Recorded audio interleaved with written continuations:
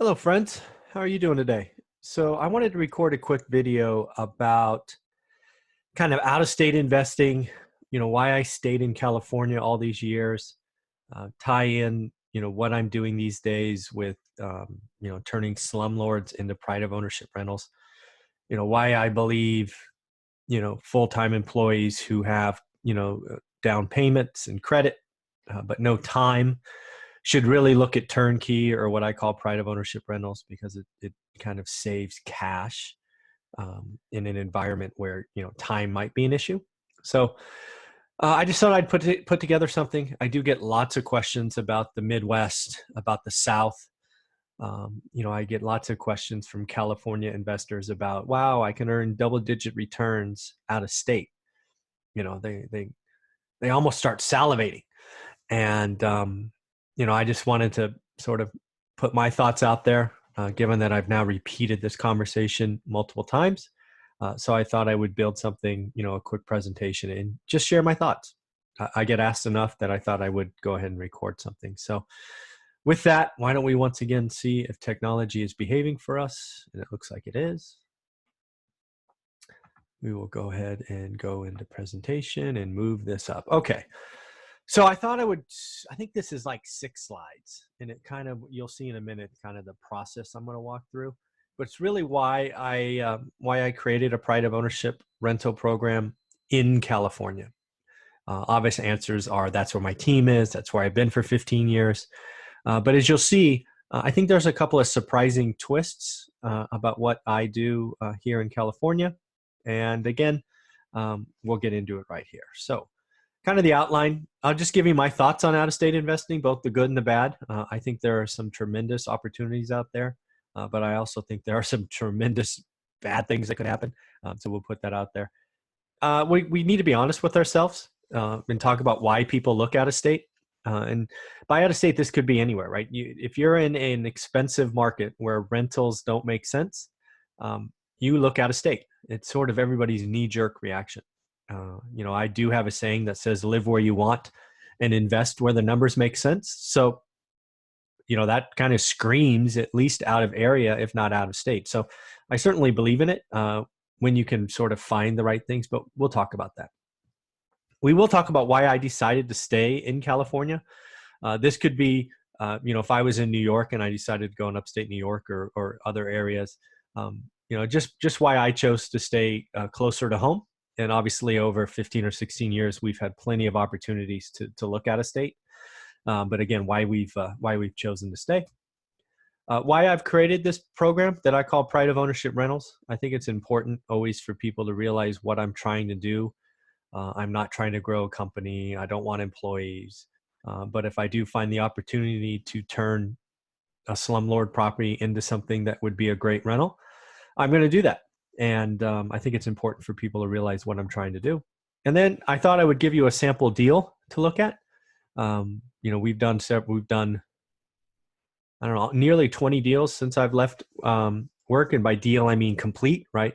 We've bought, fixed, and sold about 20 properties so far, anywhere from houses to multifamily or small apartment buildings. And we have some stuff coming up. So I thought I would give you what a sample deal looks like. So that's it. That's what we're going to talk about. So thoughts on out-of-state investing. I think real estate investing offers a lot of quote unquote known risks already. And frankly, I don't like the idea of investing sight unseen. Now, if you've heard me talk before, you've heard me tell you if you're going to invest in the Midwest or the South, get your butt on a plane and go out there. I've done that both on sort of talking to the camera videos, but also in interviews where the guest sort of shares their looking out of state. I'm like, well, how many times have you been there?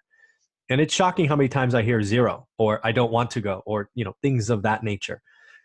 Frankly, if you don't want to go to the city ever, then probably don't invest there, right? If you haven't had a chance to get there because life is busy, but you're going to get there, okay.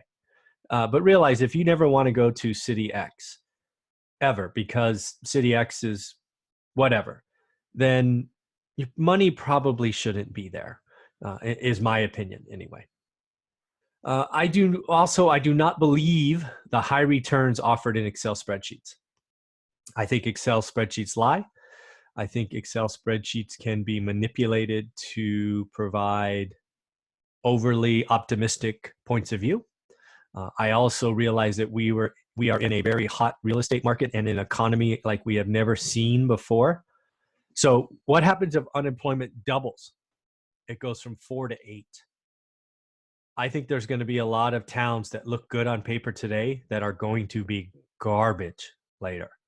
That's really what scares me, right? Our economy today is running so well that a lot of C cities look good on paper. But please take off the rosy glasses and double unemployment for the country. What has historically happened to these cities when the country doubles?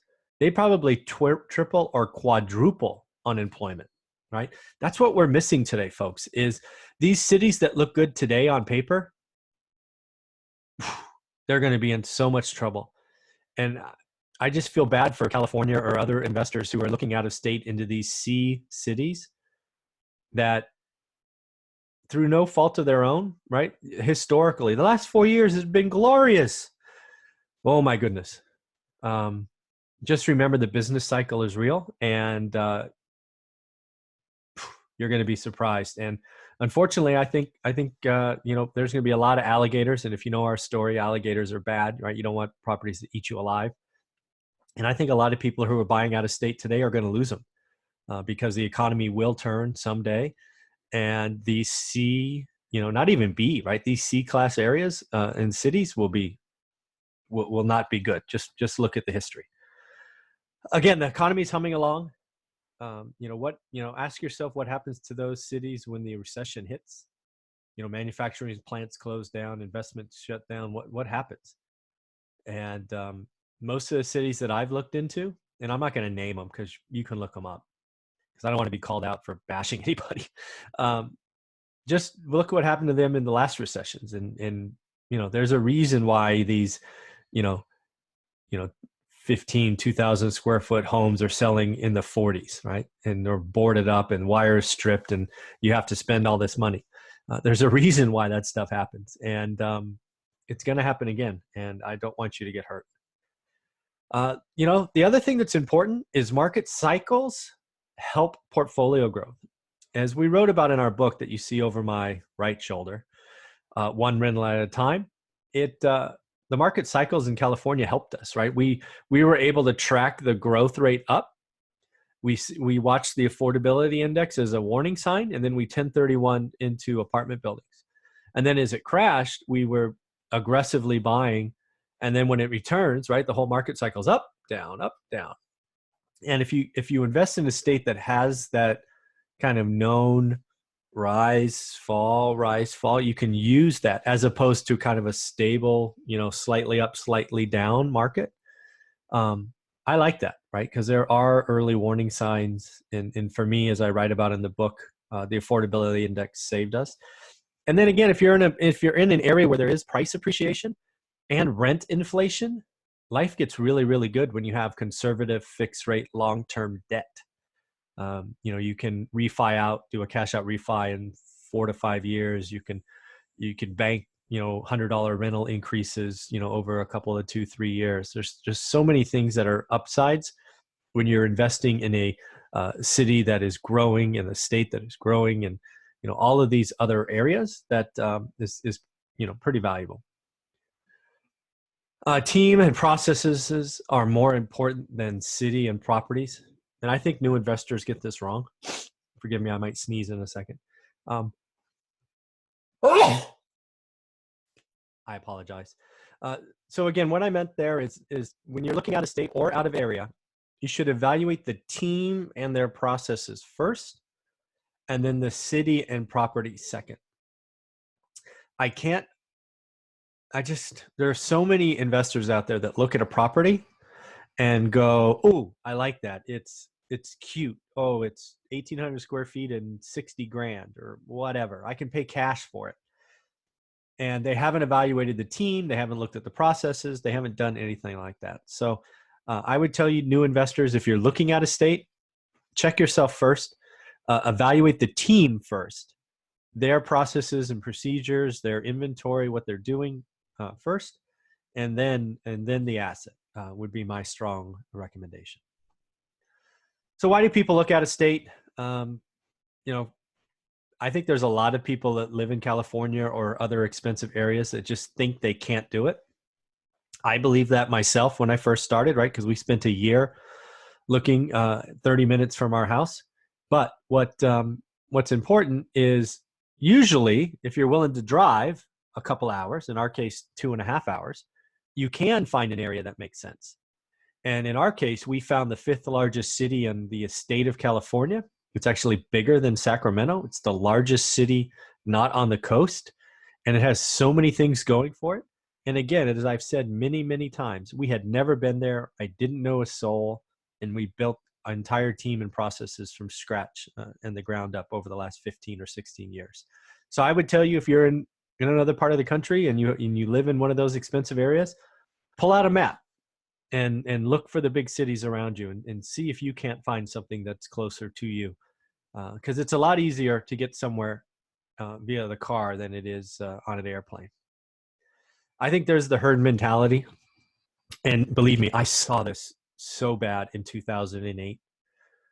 Everybody in 2008 was flipping contracts and properties and, flip shows. And it was, it's starting to feel like that today in multifamily, frankly, right? It's just too many people looking after too few assets and prices are getting stupid. But I think the same thing's happening with out of state. I think there are cities around the country that have had 5 to 10% appreciation, not because the economy is doing good, not because the city is doing good, but because there's outside capital flooding the market. Think about that. The city's not really doing any better.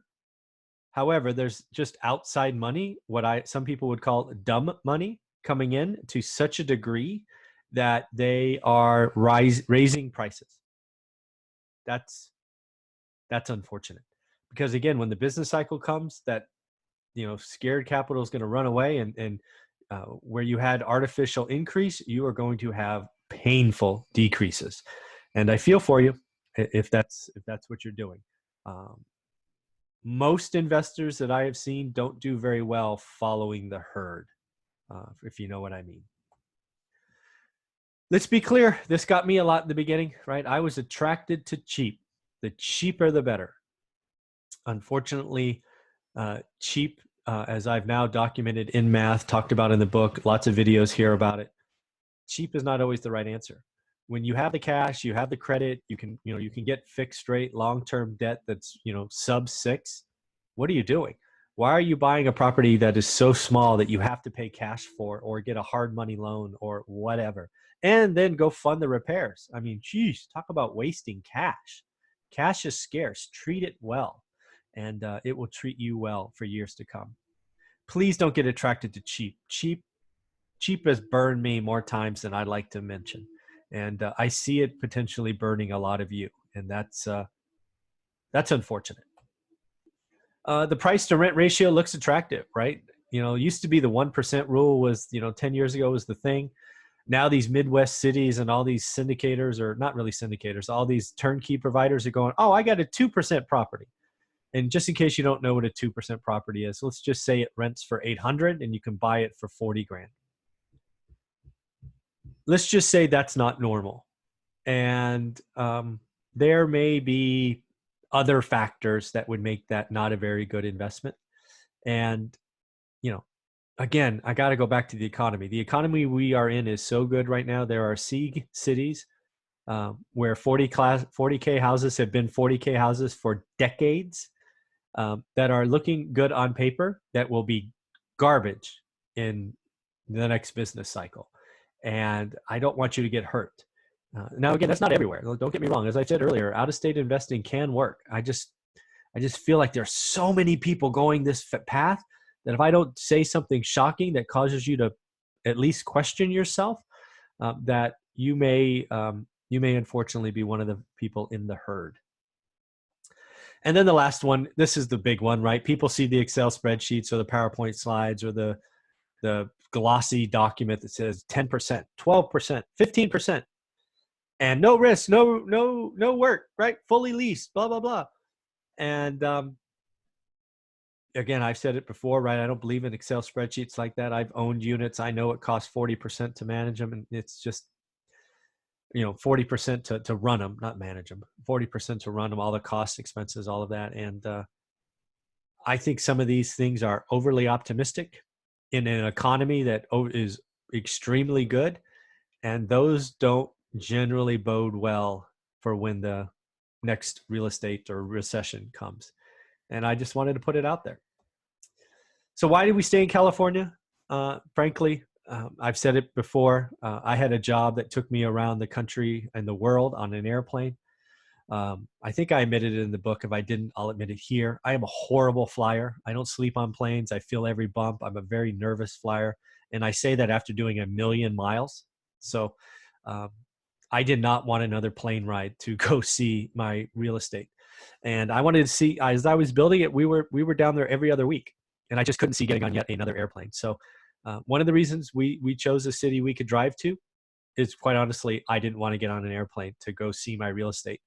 And I had this vision that sometime in the future I would quit, and I never wanted to be on an airplane again. So I didn't want to go to another state because I just hate flying. And it's, I don't know why, but it's just, I don't know. I know it's safe, but it freaks me out all the time.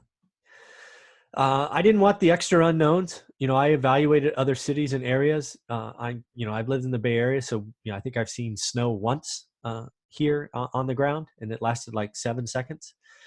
Never been through a tornado. Those seem very scary. Never been through a hurricane. Seem very scary. And then they're coming. How crazy is that? Much rather have a 7-second or a 12-second earthquake than something I get to think about for 3 days as it spins its way towards me. So I didn't want those extra things. I didn't know what it was. I didn't know about freezing pipes. I didn't want these extras things that I didn't know in my normal life. Now, again, if you live in those areas and you're used to them, great. You know how to deal with them. I'm a soft California kid who doesn't know anything about freezing pipes. So I wouldn't know what to do. And I think not knowing means I get crushed by surprises and expenses, and probably very expensive ones. I must admit, I like the California real estate market cycles, right? They are more pronounced than the rest of the country, meaning they have higher highs and lower lows, and they go faster both ways, both up and down, they go faster. I like that. I thought if I could find a way to use those market cycles to my advantage, that I could, in theory, see a turn coming. I've talked a lot about it in the book. Bruce Norris gets a lot of credit for introducing me to the concept of the affordability index. That is what saved us when we looked in 2008 for our 9th purchase. And, we moved to apartments right before the crash and survived quite nicely. So I like to use market cycles. And California has the highest of highs and the lowest of lows, and they're pretty pronounced. And I'm all for it. The other thing is people have asked me all the time, and I get these on interviews. Oh, I've got 12 properties in 3 cities. People keep telling me they're spreading their risk, they're balancing their portfolio. Well, I think all you're doing is guaranteeing one of those cities is going to crush you. Because I don't see how you can give each team the focus that they need to make sure they're not ripping you off. I think Warren Buffett said he doesn't believe in diversification. He believes in putting all your eggs in one basket and watch that freaking basket. Totally agree. You don't need hundreds or thousands of units to be financially free. So pick a city, plant your flag, and go for it. So that's what we did. And again, I freely admit in 2008, when we had once we did all our exchanges, we had 80. We looked elsewhere, but we just couldn't get over that hump. And we chose a market that at the time was 500,000 people. The county now is over 1 million. There's just no reason to go anywhere else. I don't want to diversify or spread my risk, because then my focus is taken off the eggs. Warren Buffett said it, put all your eggs in one basket and watch the freaking basket. So I believe in that. And I get really, really nervous when I hear people talk about 3 cities and 6 cities. It might work out, but I think every city you add your risk of getting ripped off increases. I just don't know how you can, I don't know how you can manage all of that. Lastly, I found a big city in California that kind of acts like a Midwest city, right? What I mean by that is, for example, when we had the .com crash and the Bay Area was just ruined for a year and a half or 18 months, Fresno sailed right on through, right? Doesn't really have a tech focus, right? Doesn't have tech employment. It's more, agricultural, shipping, things of that nature, which is more Midwest, and the average income is more Midwest and certainly less Californian, right? I believe the median income today in Fresno is just over 50 grand. I believe it was in the 40s when we started. So again, think about that. There's a California city with 1 million people in the county that you can live quite nicely on less than $60,000. That kind of feels like the Midwest to me. And I think there's a lot of good things going for the city of Fresno and the county of Fresno that makes it a growing place to be. Because again, it's in California, and you still get the upsides of, you don't have to have a 6-figure income. You don't have to both work. So I like that, and it provides a floor to prices and to rent, which I, as a landlord, really, really enjoy. So again, something I've done in life, my team, my sales team always knew this is how I attacked every problem. My focus solely was always on controlling the downside so that I can let the upside take care of itself. So in this case, Fresno has allowed me to control the downside, right? Because again, I can drive to it. I don't have to get on an airplane. I can have a big city. It's going to be big enough to retire on, which we did. And then I get the upside of appreciation in California and population moving away from the coasts to the county of Fresno. California is shrinking the last time I checked from my population. However, Fresno County is growing because again, right, you can live in California and live comfortably on less than 60 grand a year, which bodes very, very well for Fresno going forward, in my opinion.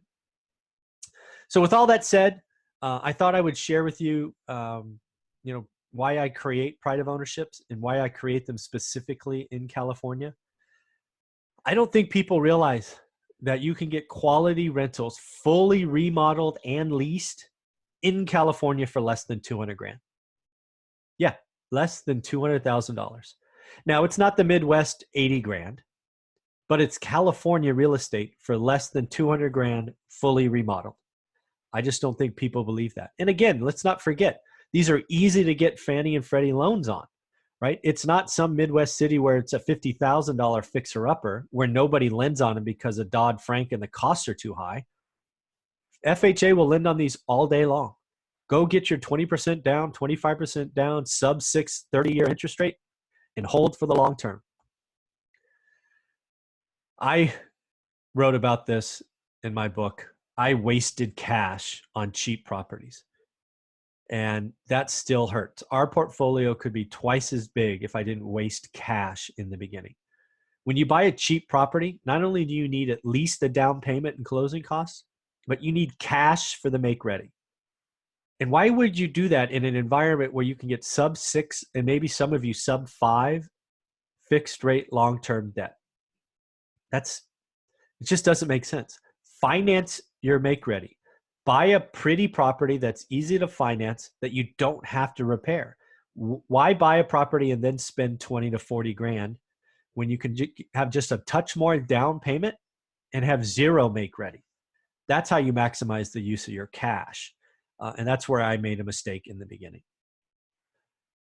I believe California investors have been misled and treated poorly by some out-of-state providers. I've seen some horror stories, and I think California investors, when they see our area codes, I think the price goes up 10 grand. Right? You call from 408 or 650, 415, 925, whatever, 949, 818, whatever these zip code or area codes are. I think prices go up. I think we're chopped liver, or I really do. I really think that happens. So be careful. I think California real estate cycles are a good thing. I don't like flat, right? What you can't use a market cycle of flat to your advantage, but you can use a pronounced up and a pronounced down cycle to your advantage. So if you can get in, learn a market, understand what a bad, average, good, and great deals are, you're going to do quite well. Plus, you get rental inflation, and all the increases in rent go mostly to your pocket. Pretty cool, I got to tell you. And then lastly, I have found a unique pleasure in identifying slumlord properties, spending 40 to 80 grand repairing them, and turning around housing stock, producing a high quality tenant occupied unit that's fully leased, and then selling it to a new landlord. I don't do lots of them. I do 10 to 20 a year because I don't have a team. I don't want a team. I don't want to be a big company. But as you see on this YouTube channel, I create a lot of these, and it's fun. It's nice to help people. So I just thought I'd give you a sample option because, again, right, all these out-of-state providers give you them. I'm going to give you the full history. You've seen all my walkthrough videos. I document everything. So I purchased an asset for, let's call it 90 grand. It could have been 88, could have been 95, whatever. Call it 90 grand. Let's say I put $40,000 to $45,000 into the remodel. So I'm spending about half of the purchase price on the remodel. And that's pretty normal, right? These are pretty destroyed properties. And of course, I expect to make a profit. Let's say after the full remodel, I lease it for $1,150, right? $1,150. Let's say we offer it for sale for just under $160. Again, these are samples to get your wheels spinning on what's possible. Let's say the mortgage payment, if you put $40,000 down, is around $650. Now, some of you will be higher, some of you will be lower. You put more down, you can put less down. Calculate your own mortgage cost because your interest rate will vary. The time you watch this will vary. Please do your own math. This is just a sample.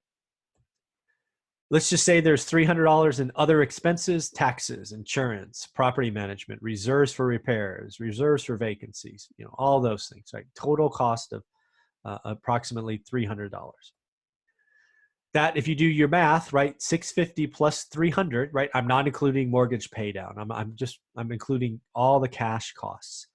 You will have $200 in estimated monthly cash flow, right? $650 plus $300 is $950.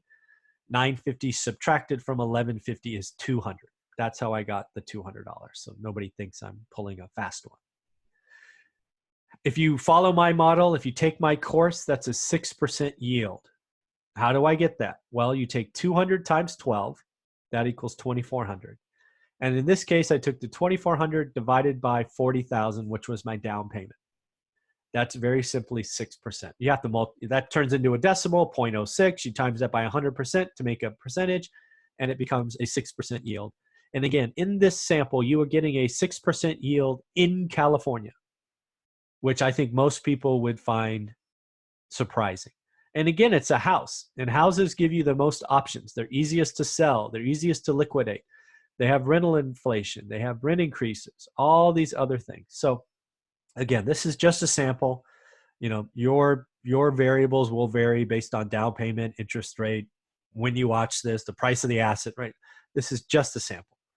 But again, I think most people would be shocked that they could earn 6% in California, in a big city, not some little 10,000 person county or town.